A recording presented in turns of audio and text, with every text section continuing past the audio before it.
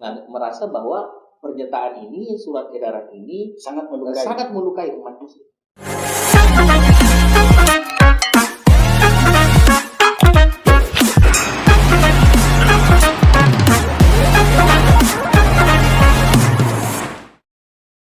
Assalamualaikum warahmatullahi wabarakatuh. Masih kembali bersama saya Syakban Sartono di channel Bidik Casting.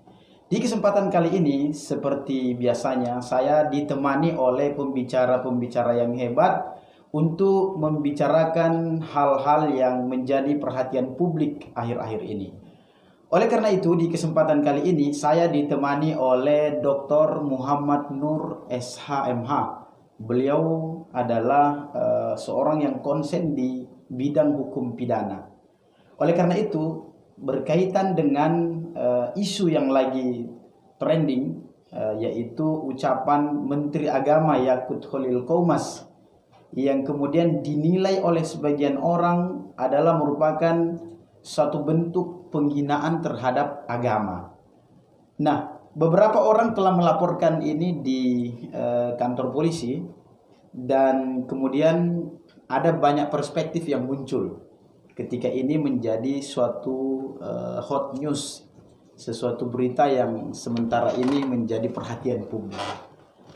Nah, saya ditemani oleh Dr. Muhammad Nur, dan saya meminta pandangan dokter terkait dengan peristiwa ini. Sebelum masuk kepada bidang hukum dan proses hukumnya seperti apa, saya ingin tahu secara sosial, apakah hal ini menjadi hal yang biasa aja, ataukah hal ini merupakan presiden buruk bagi seorang pejabat publik, ataukah ini sesuatu yang aman-aman dan biasa aja menurut pandangan. Ini masih pandangan sosial ya, sebelum kita masuk pandangan hukum. Iya. Silakan Pak Dokter. Iya.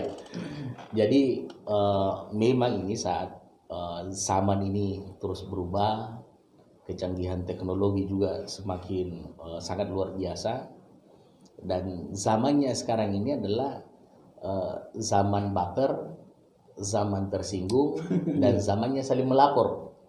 Itu zaman sekarang ya. Jadi ada statement itu tidak sesuai dengan hati oleh orang-orang tertentu, maka statement itu dipaksakan untuk dilakukan upaya hukum untuk masuk ke ranah pidana. Nah, inilah saat sekarang ini, sehingga baik itu pejabat publik maupun juga yang bukan pejabat publik memang harus lebih berhati-hati mengeluarkan satu statement, ya, satu argumentasi, satu pandangan, ya. Jadi kalau itu jatuhnya kepada orang yang tidak memahami hukum, maka itu diupayakan agar supaya itu bisa menjadi ranahnya adalah hukum. Nah, saat ini sekarang itu yang terjadi. Itu yang terjadi di Republik ini. Di Republik ini saat sekarang ini. Jadi saling melapor, saling menjatuhkan, saling menghujat, itu menjadi sebuah bagian daripada yang menjadi tontonan hampir setiap hari dalam media-media elektronik ya, maupun juga media-media lain. Apalagi surat kabar dan media-media online yang lainnya. Ini sekarang terjadi. Nah, jika seorang pejabat publik dalam hal ini kalau dilihat secara sosial tidak menjaga ucapan yang dengan ucapan itu membuat ketersinggungan banyak orang, apakah itu merupakan hal yang biasa atau ini merupakan sesuatu yang unik ini untuk dibahas sebelum masuk ke ranah hukum ini? Iya.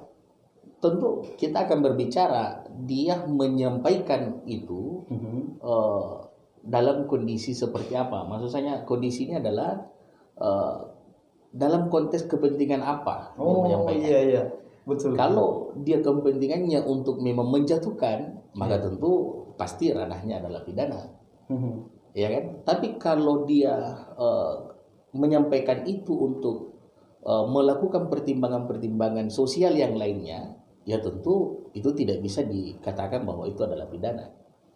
Jadi tidak bisa dilaporkan di pidana gitu. Iya, karena unsur-unsur untuk masuk ke pasal umpamanya pasal penghinaan itu tidak bisa terpenuhi. Tidak bisa terpenuhi. Pertama, unsur-unsurnya adalah ada unsur kesengajaan, ya kan? Kemudian menyerang lembaga tertentu. Nah, kalau ini belum masuk ke ranah itu, maka tentu pernyataan itu hanya hal yang biasa dan dilihat kepentingan pernyataan itu apa. Tapi sebelum masuk ke situ, Pak Dokter, kita melihatnya adalah ini pernyataan yang dilakukan oleh seorang pejabat publik sekelas menteri. Ini maksud kami adalah ini apakah ini hal yang wajar? Karena ketersinggungan ini mayoritas masyarakat ini maksudnya. Karena heboh di sosial media. Ya.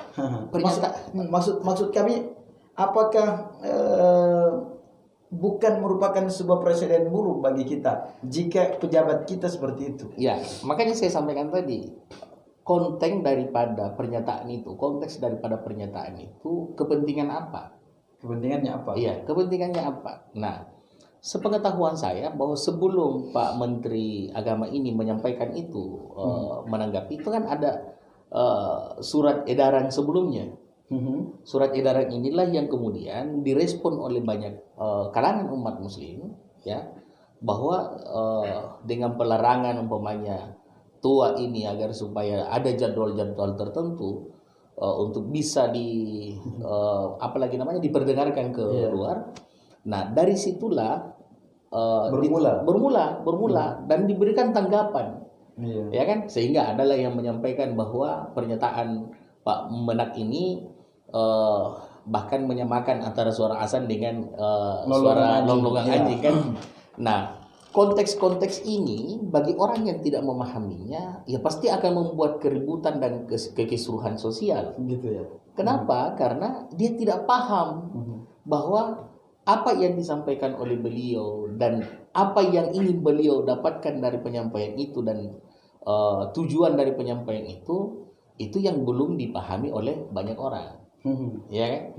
Nah, sekarang ini kan semua pengamat-pengamat, baik dari pengamat hukum, pengamat sosial, pengamat tokoh-tokoh agama dan lain-lain sebagainya, ini kan merasa bahwa ini tidak biasa di negara yang 80% umat Islamnya.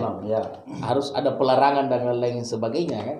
Ini hal yang tidak biasa dan ini mencederai umat Islam ataupun juga melukai hati umat Islam.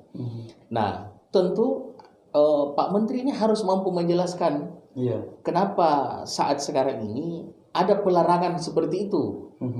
Siapa yang kemudian tersinggung dengan suara-suara azan itu? Siapa yang merasa umat-umat yang lain atau orang yang bertetangga dengan masjid merasa keberatan dengan suara-suara itu? Nah, ini Pak Menteri harus memberikan apalagi penjelasan karena kalau tidak ada orang yang keberatan, lalu untuk apa surat edaran itu dikeluarkan? Nah, itu kan baru masuk ke konteks, ke konteks itu intinya kan. Nah, kalau sudah terjadi itu, maka tentu setelah mendapatkan penjelasan, baru kemudian bisa kita menyaring ataupun juga memahami dan mendapatkan apakah ada unsur pidana di dalam pernyataan itu. Dalam pernyataan itu kan begitu. Nah, baik, ini bertolak dari surat edaran terkait dengan pengaturan volume masjid ya, kalau saya tidak salah. Ini banyak orang yang menyampaikan seperti ini, Pak Dokter. 70 lebih tahun kita merdeka. Kok akhir-akhir ini seolah kejadian yang dulu pernah ada kemudian kembali. Jadi peristiwa ini merupakan dinilai oleh sebagian kalangan bahwa peristiwa ini pernah terjadi. Dan saat terjadi itu, saat berkuasanya antek-antek yang dalam tanda kutip disebut sebagai antek PKI. Kemudian akhir-akhir ini terjadi seperti itu. Nah, ini yang kemudian menjadi dasar orang itu seperti berprasangka, kok Menak mengeluarkan surat edaran seperti ini dengan konteks apa kira-kira? Sedangkan di satu sisi, Pak Dokter, kita juga melihat bahwa semakin hari, apalagi dalam kondisi COVID ini semua mau diatur, apalagi semua aktivitas umat Islam. Aktivitas umat Islam ini seperti sholat harus berjarak, semua kegiatan-kegiatan umat Muslim seolah mau Dibatasi ya. Ya, mau dibatasi. Berbeda dengan kegiatan-kegiatan yang nuansanya umum. Misal tahun baru, dan ada hajatan-hajatan sebelum memasuki tahun baru. Tapi sebelum masuk ke konteks ini, kita jeda sebentar, tetap di Bidik Casting.